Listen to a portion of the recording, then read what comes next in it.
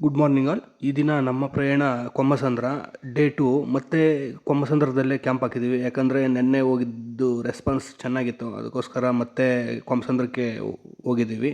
ನೋಡೋಣ ಈ ದಿವಸ ಯಾವ ರೀತಿ ಸೇಲ್ಸ್ ಆಗುತ್ತೆ ಅಂತ ನೋಡೋಣ. ಸೇಮ್ ಎಲ್ಲ as it Yesu promotion table setup ಮಾಡಿದ್ದೀವಿ.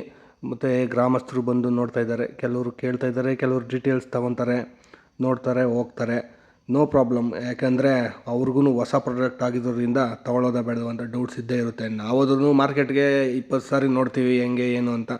ಹೊಸ ಪ್ರಾಡಕ್ಟು ಅದರಿಂದ ಎಲ್ಲರಿಗೂ ಡೌಟ್ ಇರುತ್ತೆ.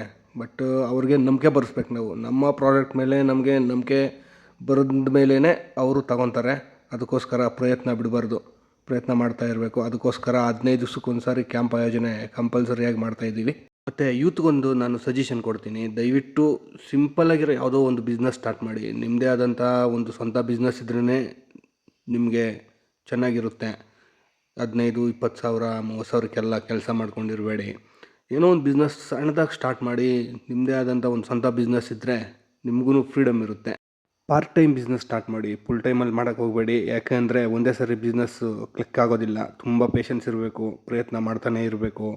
ಅದಕ್ಕೋಸ್ಕರ ನೀವು ಜಾಬ್ ಮಾಡಿಕೊಂಡು ಸಿಂಪಲ್ಲಾಗಿರೋ ಒಂದು ಬಿಸ್ನೆಸ್ ಸ್ಟಾರ್ಟ್ ಮಾಡಿ. ಆಮೇಲೆ ಅದೇ ಗ್ರೋತ್ ಆಗ್ತಾ ಆಗ್ತಾ ಆಮೇಲೆ ನೀವು ಪ್ಲ್ಯಾನ್ ಮಾಡ್ಕೊಳ್ಳಿ. ಈ ದಿನದ sales 2 litre liquid, 1 kg powder ಮತ್ತು 10 ರೂಪಾಯಿ ಪಾಕೆಟು ಒಂದು ಸೇಲ್ ಆಗಿದೆ. ಮಿಕ್ದೆಲ್ಲ ಅವ್ರು ಕೇಳ್ಕೊಂಡು ಹೋಗಿದ್ದಾರೆ. ಎಂಕ್ವೈರೀಸ್ ಆದ್ರೇ ನಮಗೆ ಚೆನ್ನಾಗಿರುತ್ತೆ. ಯಾಕಂದರೆ ನೆಕ್ಸ್ಟ್ ಟೈಮ್ ಹೋದಾಗ ಅವ್ರು ಮತ್ತೆ ನೋಡಿದಾಗ ಅವ್ರಿಗೂ ಒಂದು ಭರವಸೆ ಬರುತ್ತೆ. ಮತ್ತೆ ಪದೇ ಪದೇ ಇಲ್ಲಿ ಬಂದು ಕ್ಯಾಂಪ್ ಆಗ್ತಾಯಿದ್ದಾರೆ ಅಂತ ಅವ್ರಿಗೂ ನಂಬಿಕೆ ಇರುತ್ತೆ. ನೋಡೋಣ ನೆಕ್ಸ್ಟು ಇನ್ನು 15 ಡೇಸ್ಗೆ ಯಾವ ರೀತಿ ರೆಸ್ಪಾನ್ಸ್ ಇರುತ್ತೆ ಅಂತ. ಅಲ್ಲಿವರೆಗೂ ಟಾಟಾ, ಬಾಯ್ ಬಾಯ್.